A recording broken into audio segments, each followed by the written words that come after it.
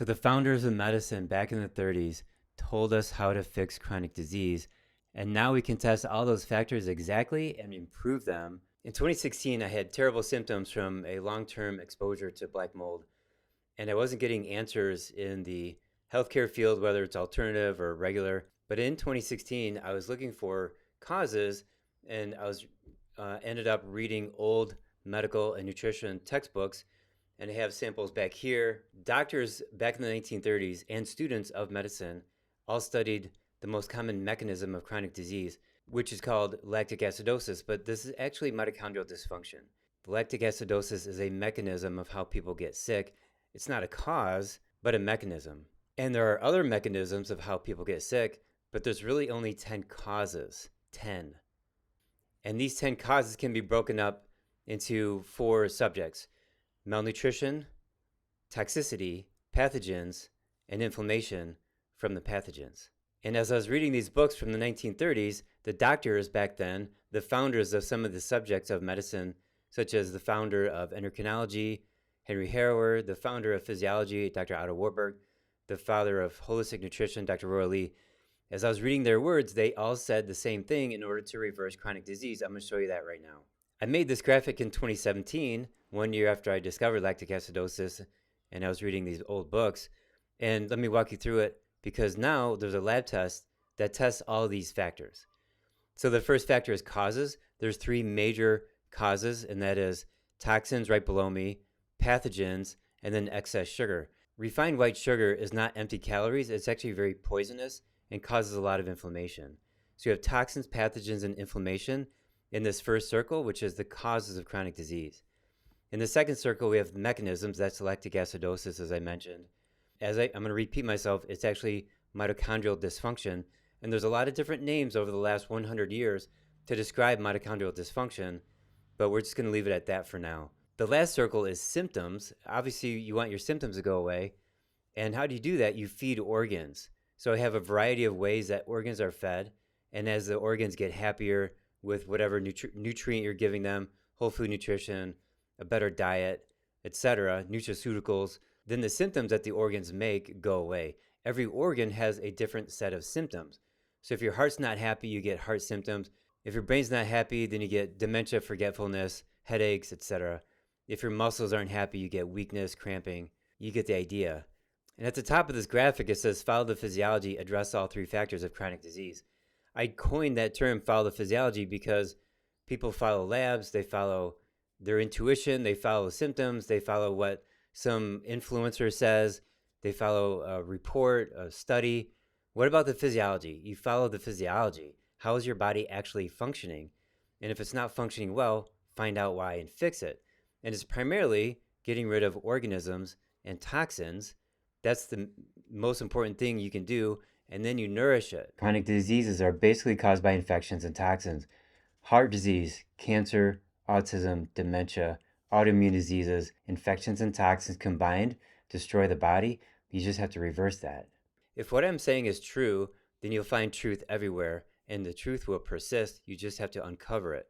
Here's this lab test. It's called MVX Plus. It stands for Metabolic Vulnerability Index, and it actually measures the 3 factors that I just described that were discovered back in the 1930s. So now we're talking 85, 90 years ago, by many researchers. Lots of people over lifetimes have come together to find the truth, and it's all wrapped up in this MVX Plus test, and it's really amazing. I'm going to walk you through it really quickly, then we'll put the 2 graphics together, and I'll show you how they correlate with each other.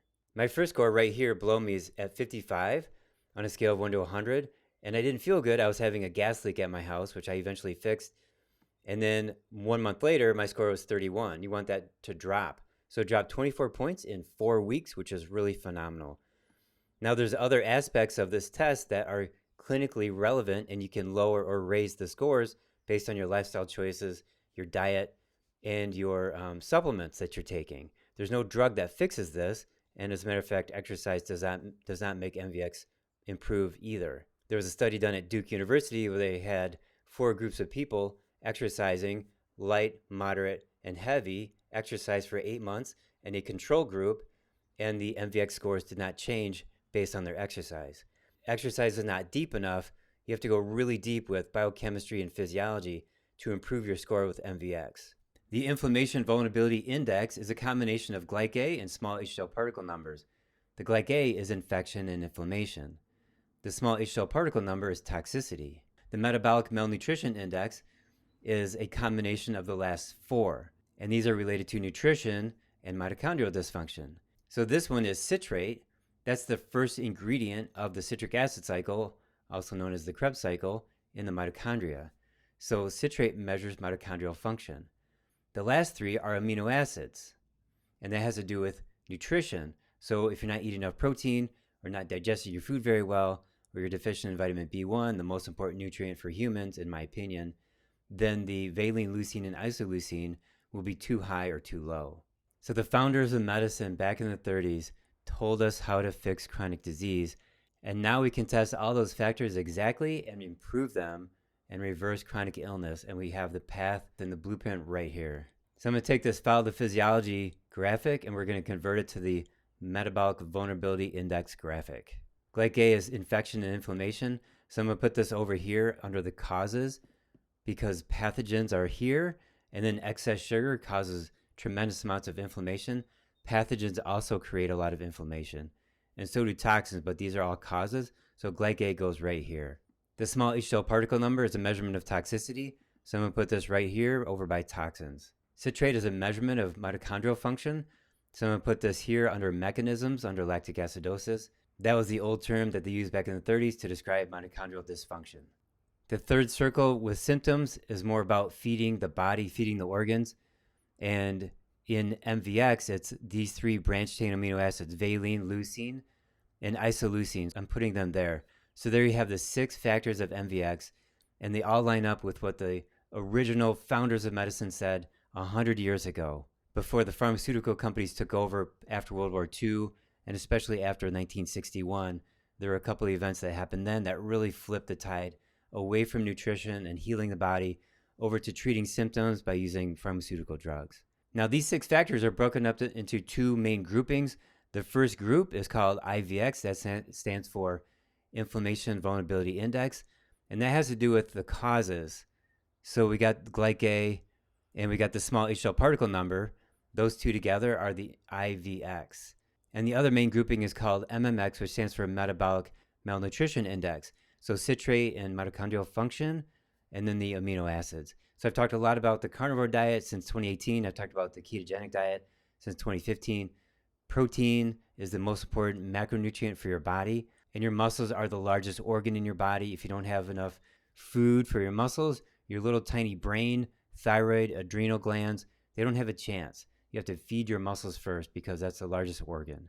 As of this recording, I've run MVX on 230 people. It's only been available now for 3.5 months.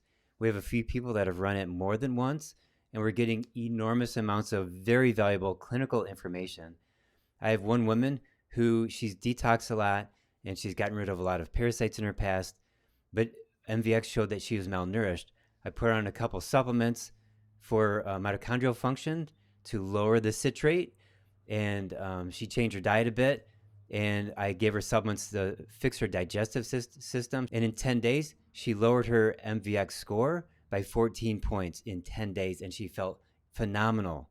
This is a super valuable tool to figure out where a person stands in their health, and then track your progress as they get better. I dropped my score by 24 points in 4 weeks just by not breathing in the gas leak. My third test actually went up because I had a sinus infection. So I fixed that, and then the fourth test showed that it came back down again. So my overall score now is 29. I have other people who are healthier than me on MVX, and I interview them and I find out why, and then we can still see where they have room for improvement. This test needs to be run at every single hospital. It needs to be run for every single annual physical. You get your blood tested for lipids and CBC, anemia, comprehensive metabolic panel, liver enzymes. This MVX test is more important than any of them combined. And if you're a doctor, start running it and learn how to fix it. You can only do it the natural way with diet and supplements. There's no drug that fixes this. They did a study with people on statin drugs to lower their cholesterol, and it did not improve MVX. This paper will never be published because it had a negative outcome. But I was told by one of the researchers who ran this study. This MVX test is a revolution.